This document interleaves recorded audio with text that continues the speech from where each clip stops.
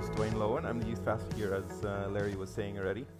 I'm a bit balder than most of you. Moral of the story, don't be a youth pastor. Just kidding. Don't do chemo. That's the moral of the story. That's kind of where that happened. But anyways, so yeah, I've got some story for you guys today morning. But as a youth pastor, and I should probably read the fine print of the contract that I signed, I hear, I sometimes see youth pastors giving dating advice, and I haven't been doing that a lot on Friday night, so I thought, there'd be some single people here too that could use some advice. So I have some pickup lines for you guys, Christian pickup lines. Yeah, Chaz's favorite kind. Did I say that out loud? Anyways, so here's one. I like my girls just like I like my documents saved.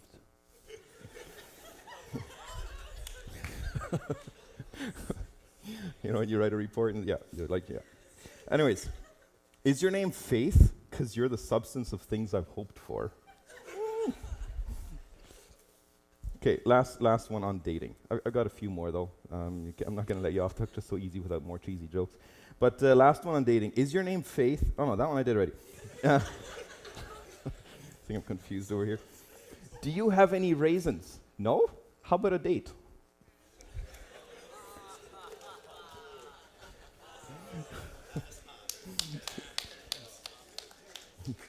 Anyways, thank you. So another one. If you want to, so this is for the bodybuilders. Craig, where are you? There you go. I'm wearing a long sleeve shirt because I wanted to hide my muscles. I didn't want you guys to feel intimidated by the size. Anyways, we'll leave it at that. So if you want to witness to a bodybuilder, you're a good Christian. You go to the gym, and there's this big guy working, probably listening to metal, probably doesn't believe in Jesus. Anyways, and you walk up to him and say, "Hey, bro, do you even lift his name on high?" All right, a little more biblical. Why didn't Noah ever go fishing? Because he only had 2 worms.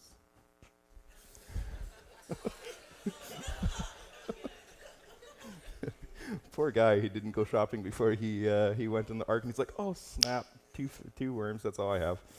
Anyways, so have you guys ever studied the life of Boaz? He married Ruth. I don't know if you know him at all. Well, if you look closely at his life, and then you find out what kind of a man he was before he married Ruth. He was absolutely ruthless. Okay, I'm done now. Well, mostly done. Clara, the other day, a few weeks ago, I was telling Clara a cheesy joke. I do that sometimes. I laugh. She doesn't always. And I was telling her, I felt so proud of myself for the joke that I told her. I forget already what it was, but I'm like, I'm such a comedian. And she's like, no, you're a magician. I told a joke, and she rolls her eyes. And she's like, no, you're such a magician. I'm like, what? How am I a magician? She said, well, because you make eyes disappear. Put me in my right spot. Anyways, so I have some story for you guys today morning, some stories of stuff that I've experienced in the last year or two. I mean, a lot of this stuff has been cooking in my life longer than 2 years.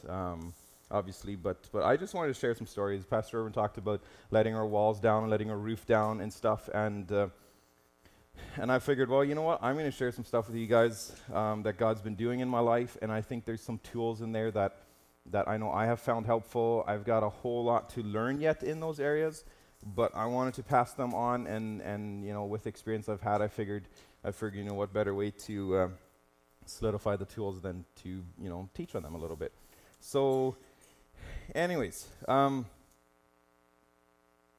what has the power in your life to give or take away your peace? I had the first slide. Peace through trust. So that's kind of my topic, is peace through trust. So what has the power in your life to give or take away your peace?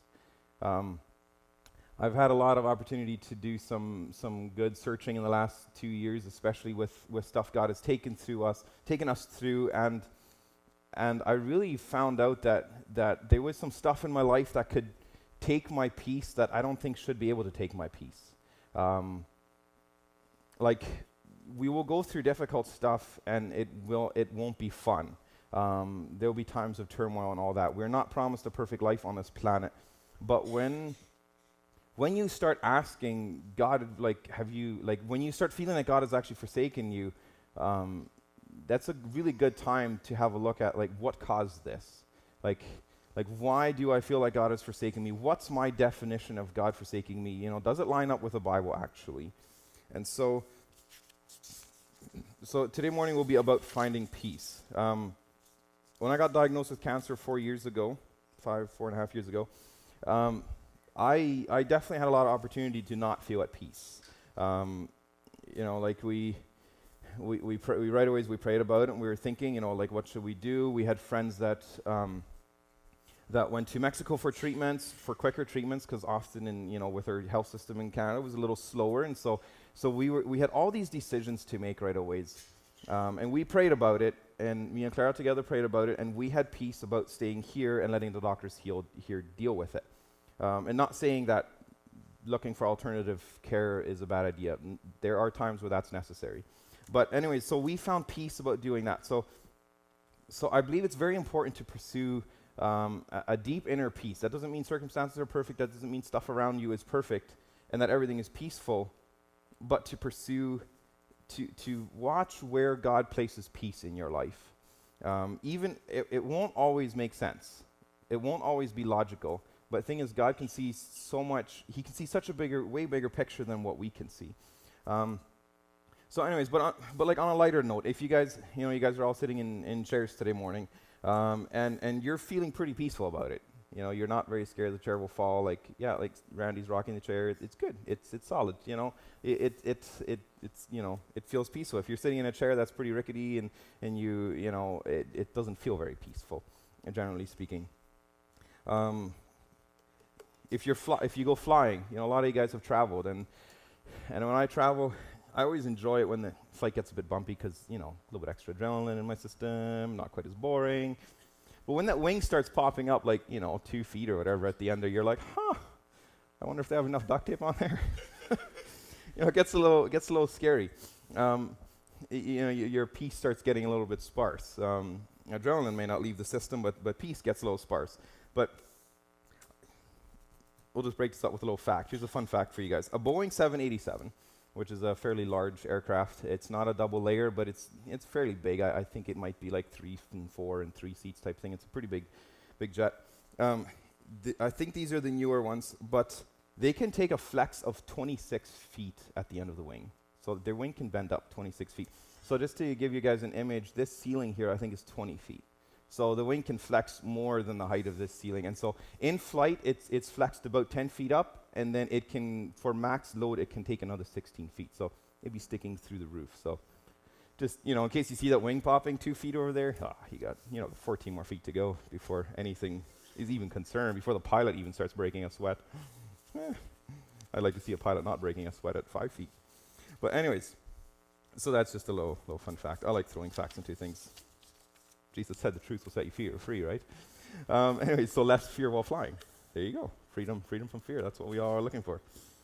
Anyways, what you put your trust in holds your peace. I think I had a slide for that one as well. What you put your trust in holds your peace. What do you trust? What do you trust in your life? Like, stuff can bring temporary happiness, if you want to call it that. I've sometimes imagined myself, sitting in a really expensive car, because I don't have one, so I have to use my imaginations. And the thought of it feels great. It's like, hey, maybe I should go talk to the bank. Just kidding. Don't borrow money for a car.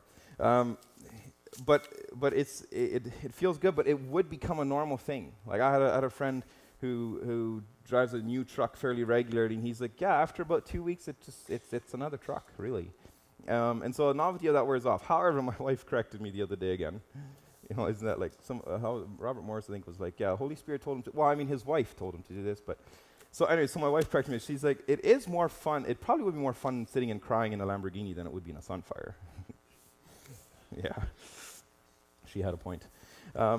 Anyways, Craig Rochelle tells a story where he sat down with some billionaires, not millionaires, billionaires. So it's a little more money than I've seen in my lifetime. And hopefully someday I get to see that. And they had told him about how anxious they often felt about losing all their wealth, or that someday there might not be enough for them. And you would think, well, somebody hands you $1 billion, like you would think you'd be set for life, but these people had that, and they were still super worried and anxious, and felt like there wouldn't be enough for them someday. And to put $1 billion into perspective, for you mathematicians out there, and I did this a few times and went and talked to Pastor Abe, make sure I have my numbers straight here.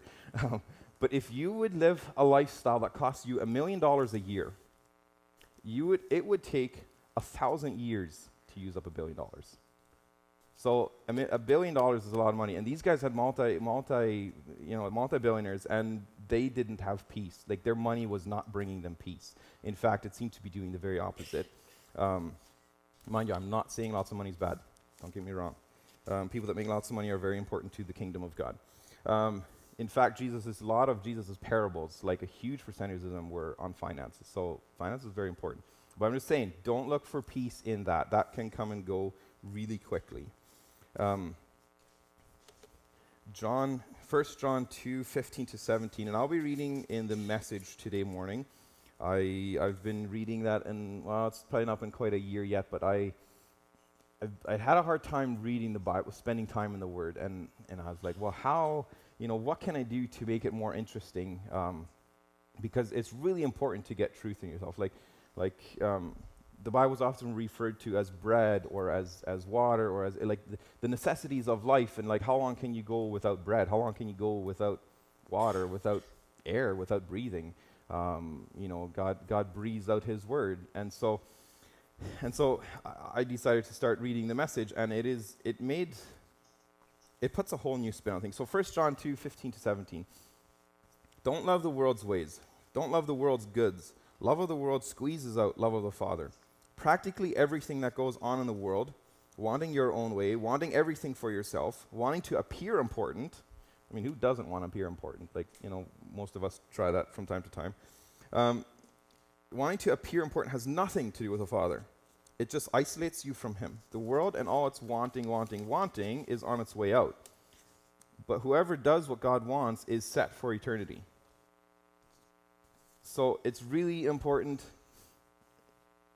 to be in communication with God and to learn to find out what He desires of you. It helps find peace, because when you're outside of that, where you're not sure, you're like, yeah, I know God would like me to do this, but I really don't want to do that. It robs you of peace. So that's a huge thing that tends to rob people of peace. If you're back to finances or resources, if you ever feel short on resources and you're just like, man, I just feel like I'm in a corner and I'm not sure, I want to do this, but there's just not the resources. Either you don't have the connections, the friends, the money, the whatever it is that you're looking for. Romans 5:1-5 is another one that I found encouraging with that in mind. By entering through faith into what God has always wanted to do for us, set us right with Him, make us fit for Him, we have it all together with God because of our Master Jesus. And that's not all. We throw open our doors to God and discover at the same time that He has already thrown open His doors to us. We find ourselves standing where we always hoped we might stand, out in the wide open spaces of God's grace and glory, standing tall and shouting our praise. That sounds really good, like standing in wide open spaces, in the wide open spaces of God's grace and glory. That's like, I can take a deep breath. This feels good. I've got space. I'm not cornered. We so often feel cornered. That's a really good time to run to God and be like, God, what are you doing here? Because you desire wide open spaces for me. Verse 3-5, there's more to come. We continue to shout our praise even when we're hemmed in with troubles, because we know how troubles can develop passionate patience in us, and how that patience in turn forges the tempered steel of virtue, keeping us alert for whatever God will do next. In alert expectancy, such as this, we're never left feeling shortchanged. Quite the contrary, we can't round up enough containers to hold everything God generously pours into our lives through the Holy Spirit. Dave Wells says it in a really, I like a sentence he used, and I don't have the exact words, but he says, don't live with particular expectations. Live with a sense of expectancy. See, if you're like, okay, well, I need God to do this. I expect him to do this. Now, there are promises in the Bible we can stand on that he clearly says he will do. Such as the Holy Spirit will lead us into truth. The truth will set us free. There's all kinds of promises that are there. But when we have very particular things in our life that we're like, okay, God's going to give me a Ferrari, there's a chance you'll be disappointed. I'm not saying you will be, but, there is a pretty good chance. But if you live with a sense of expectancy of God will do something in my life, I know God is 100% active. I know he's 100% aware of my life, of my circumstances, especially if they're not perfect circumstances, then you can live with a sense of expectancy. Okay, God is completely aware of this, and he says he'll take care of me, so I can trust him. That is something I have had to work on, excuse me, in this last year quite a bit. Of circumstances were not perfect. Circumstances were not the way I planned them, the way I had hoped God would accomplish things in my life. And to, in the middle of that, to say, all right, God, you've got me. I can trust you. I know I can trust you. That's sometimes not easy, but when you live with a sense of expectancy, and my wife is so much better at it than me. When I wasn't listening to the Holy Spirit, the Holy Spirit will get her to speak to me. And that was just exactly like God will take care of us. You can trust in what God will do. And so live with a sense of expectancy. There are some things we can expect, but there's a lot of times where it's a good idea to switch over into having just a sense of expectancy of God will do something. Anyways, like in Psalms 50 verse 10, he owns the cattle on 1,000 hills. So if resources is your thing, if you feel short on whatever, and you're like, oh man, God must have forgotten me because I'm stuck in a hole here. Like this is not, I don't know how to find my way out. Well, Psalms 50 verse 10 says he owns the cattle on 1,000 hills, and there's a story of this guy that gets to heaven with he manages to sneak in a whole briefcase full of gold, because it was very valuable to him here on earth, and so he gets to take that to heaven, and Jesus meets him at the door, and he's like, "What do you have there?" And he's like, "Well, that's my gold. That's the stuff I worked hard for." He's like, "Oh, why would you bring paving material to heaven?" And so, anyways, God, the cheap stuff in heaven is gold. That's what he uses for paving. We use, rocks and tar and stuff for paving, and in heaven that's gold. So God is not limited. Let's just put it that way. God is not limited. So if there's limitations in your life, go to God and say, God, what are you doing? Not in a way of, God, what are you doing? But just like, God, I want to know, I want to see what you're seeing in this situation, because God has a plan for us. And so, anyways, so speaking of, before I was saying, how sometimes we make decisions that don't seem logical at first. There's a fine story of that in the Bible, Matthew 14, 20 to 23, I believe it was. No, 20 to 33. As soon as the meal was finished, he insisted that the disciples get on the boat and go on ahead to the other side while he dismissed the people. With the crowd dispersed, he climbed the mountain so he could be by himself and pray. Even Jesus, he had to, go by himself sometimes. So introverts, there you go. He stayed there alone late into the night. Meanwhile, the boat was far away to sea when the wind came up against them and they were battered by the waves. At about 4 o'clock in the morning, Jesus came toward them walking on water. They were scared out of their wits. A ghost, they said, crying out in terror. But Jesus was quick to comfort them. Courage, it's me, don't be afraid. Peter, suddenly bold, it sounds like he normally wasn't bold. He's like, whoa, okay, he's bold now. Suddenly bold, and said, Master, if it's really you, call to me to come to you on the water. And Jesus said, come ahead. Jumping out of the boat, Peter walked on the water to Jesus. And you have to remember, the waves are still going. Jesus didn't calm the storm down. And so Peter is walking on some pretty rough water. It's not like the waves all of a sudden popped up. That was all happening already. Peter walked on the water to Jesus, but when he looked down at the waves churning beneath his feet, he lost his nerve and started to sink. He cried, "Master, save me." Jesus didn't hesitate. He reached down and grabbed his hand. Then he said, "Faint heart, what got into you?" The two of them climbed into the boat, and the wind died down. And then the disciples in the boat, having watched the whole thing, worshiped Jesus, saying, "This is it. You are God's son for sure." So like the waves, Peter didn't wait for his circumstances to be perfect. Jesus said, "Go ahead, come walk to me on the water." And he walked to Jesus on the water. And then eventually, all of a sudden it dawned on him he was, in the middle of a storm. So if you're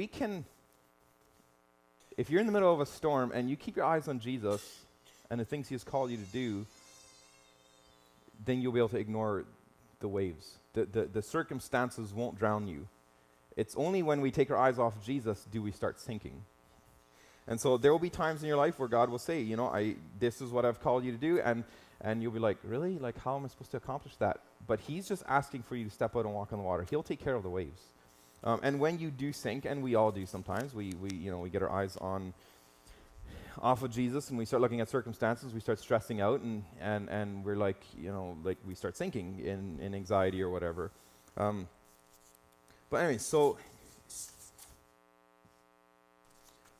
the first story I wanted to tell you guys was about 2 years ago, me and my wife, give or take 2 hours, I don't have the exact timeline, but we felt like we should sell our shares of the business that we were part of, so that we could put more focus on youth.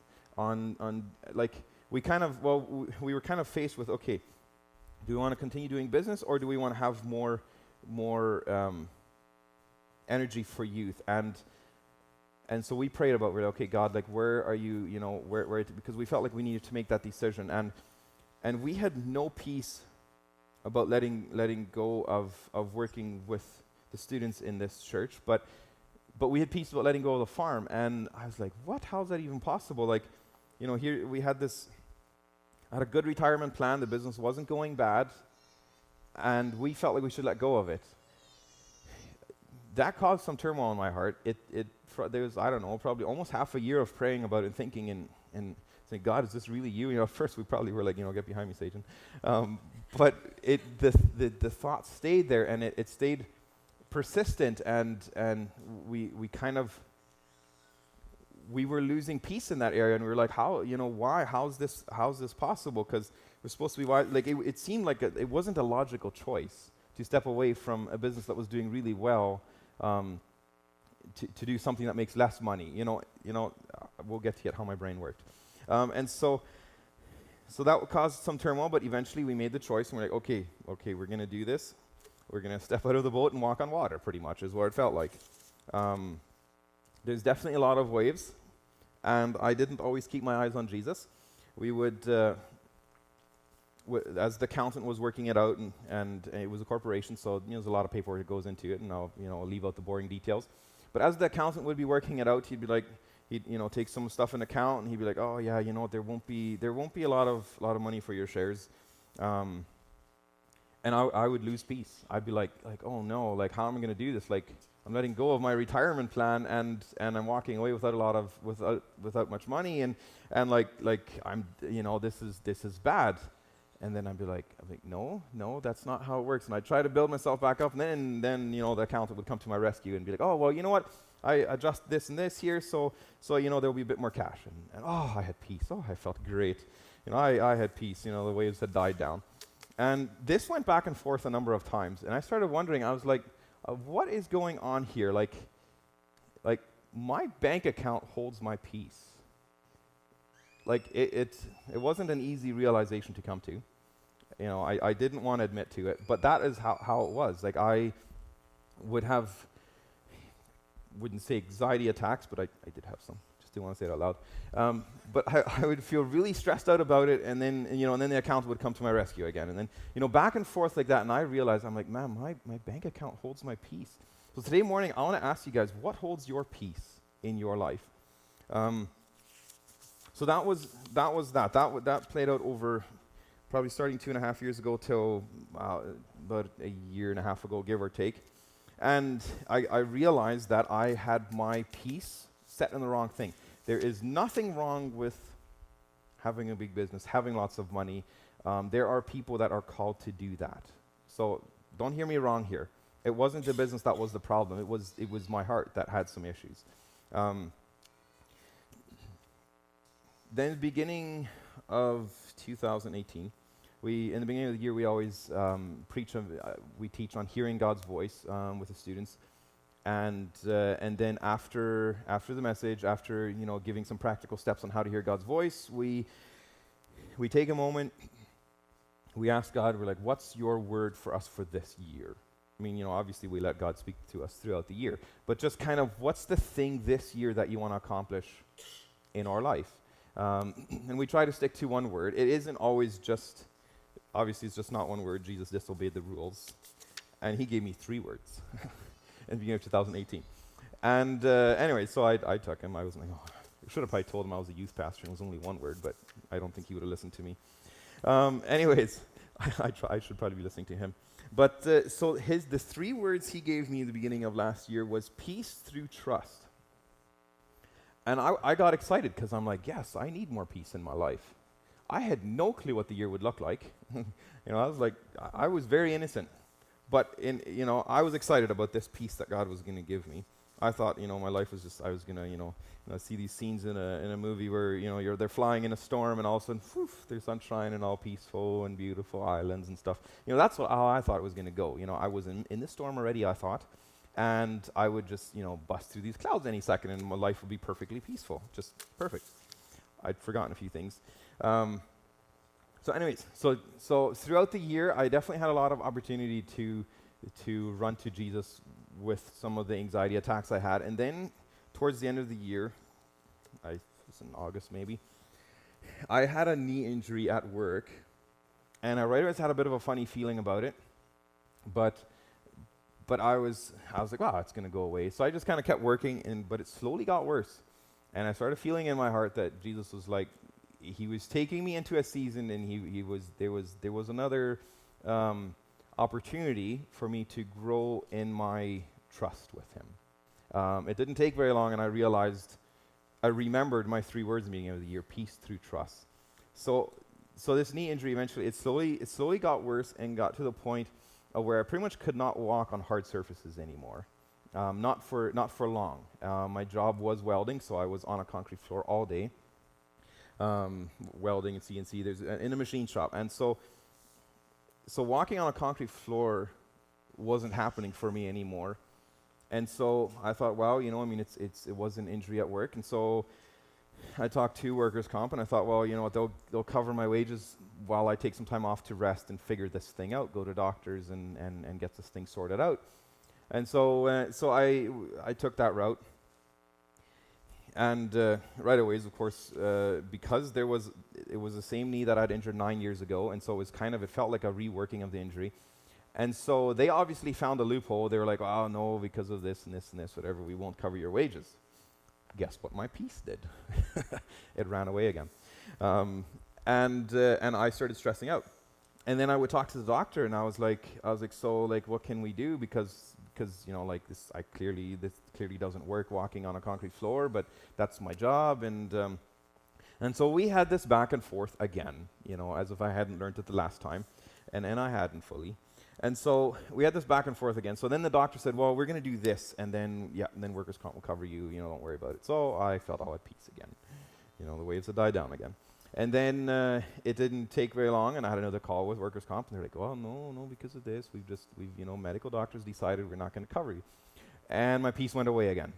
And then it dawned on me that at the beginning of the year, God had said, peace through trust. And I was like, what am I trusting? I still have not learned not to trust money. And I'm letting my walls down. It wasn't easy for me to realize that I had areas that I had put my trust in the wrong things. Like I have faith in Jesus. This is not a salvation thing. This was peace. I was losing peace over something that God clearly says that he's got you covered. He says, when we pursue his righteousness, all these other things will be added onto us. And all these other things in my mind is all the things we need to accomplish what God is called to do. And so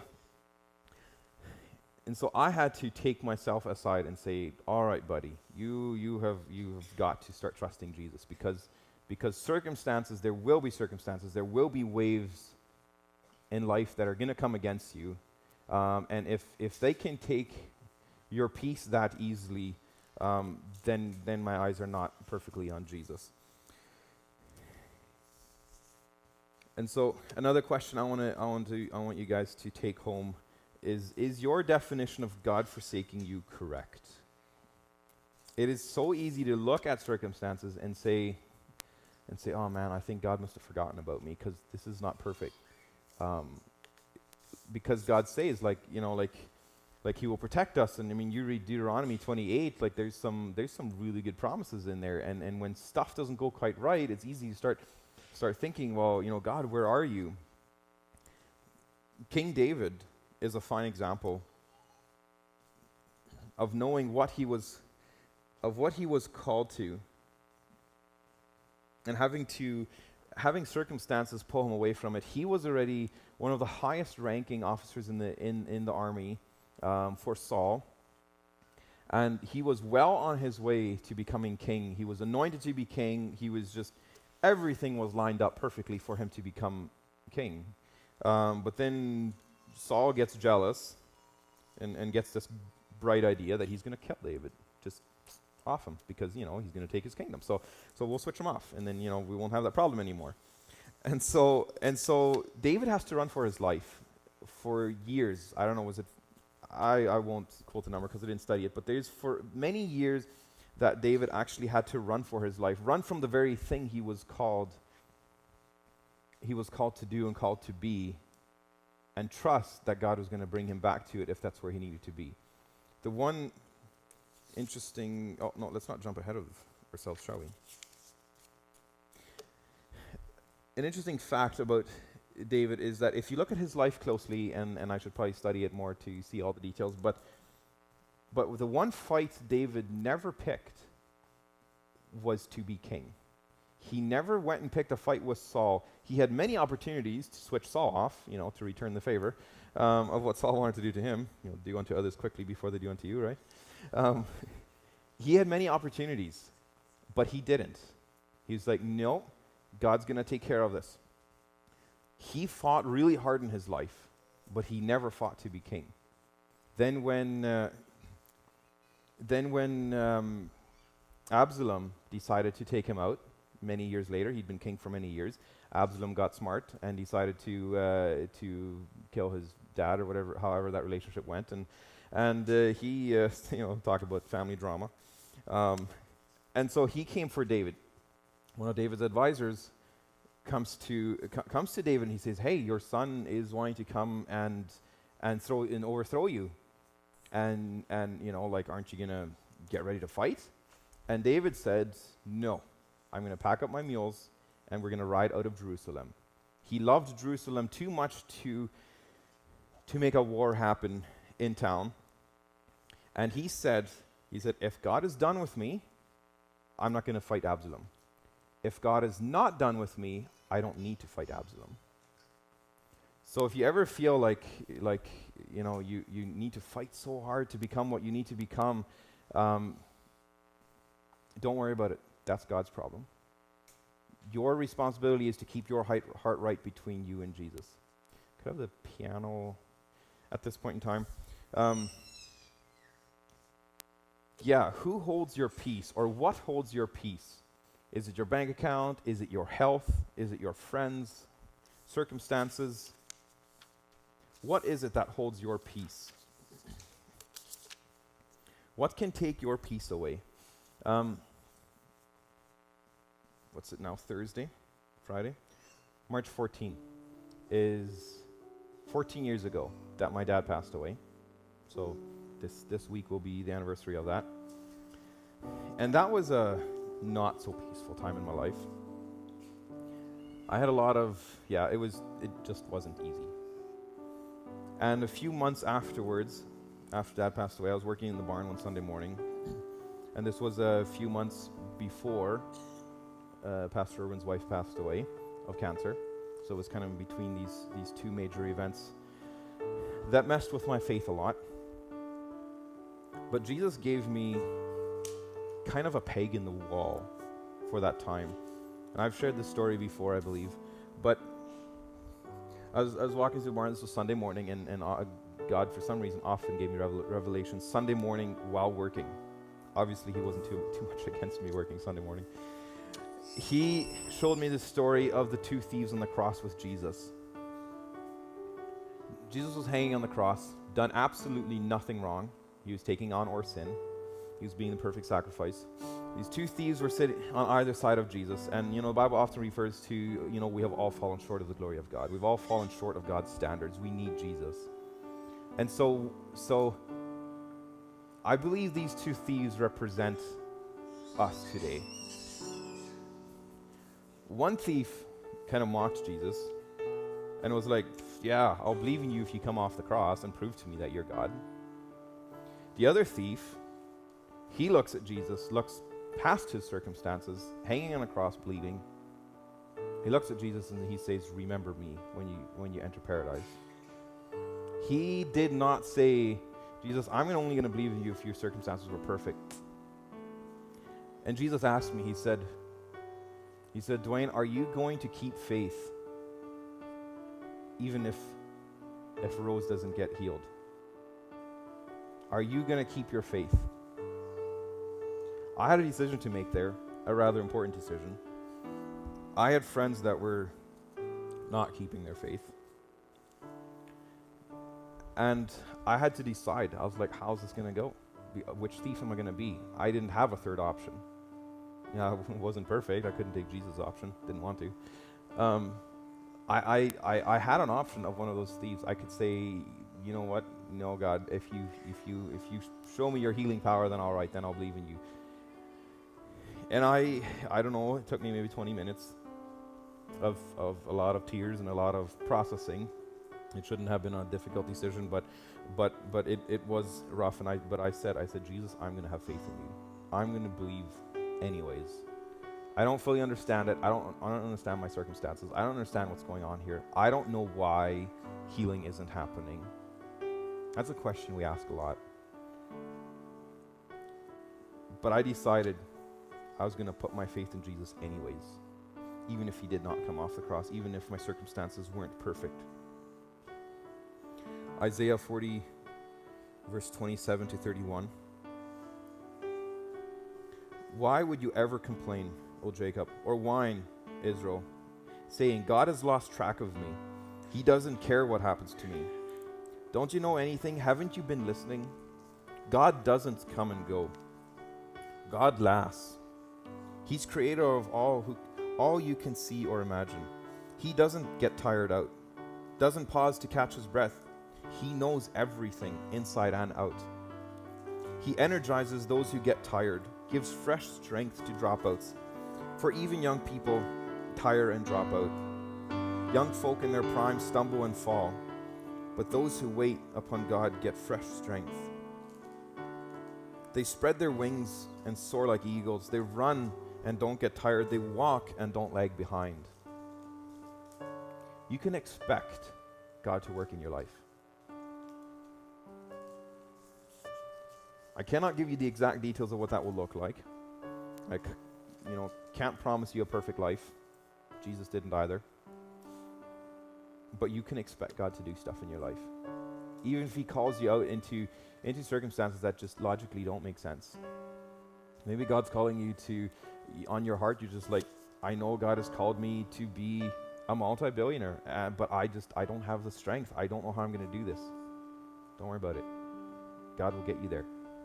Whatever it is, if you feel called to be a worship leader and your circumstances are not letting you go there, don't worry about it. God will take care of it. If you don't see the light at the end of the tunnel, or if the light at the end of the tunnel looks like a train light, don't worry about it. God's got you. He's got unlimited resources. He's got the cattle on 1,000 hills. He uses gold to pave his roads. God's got you. I'm preaching this message to myself just as much as to you guys. God's got you. If I could have you guys stand, please. I will read another couple verses. Go old-fashioned and do the standing thing for Scripture. And if I could have the prayer team come forward as well, please.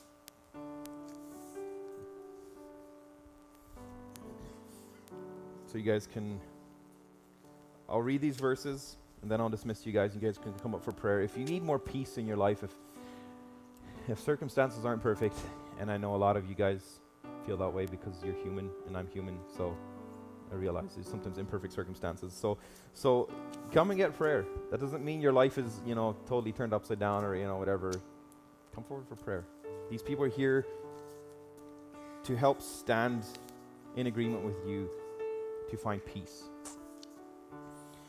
Philippians 4:6-7. Don't fret or worry. Instead of worrying, pray. Let petitions and praises shape your worries into prayer, letting God know your concerns. Before you know it, a sense of God's wholeness, everything coming together for good, will come and settle you down. It's wonderful what happens when Christ displaces worry at the center of your life.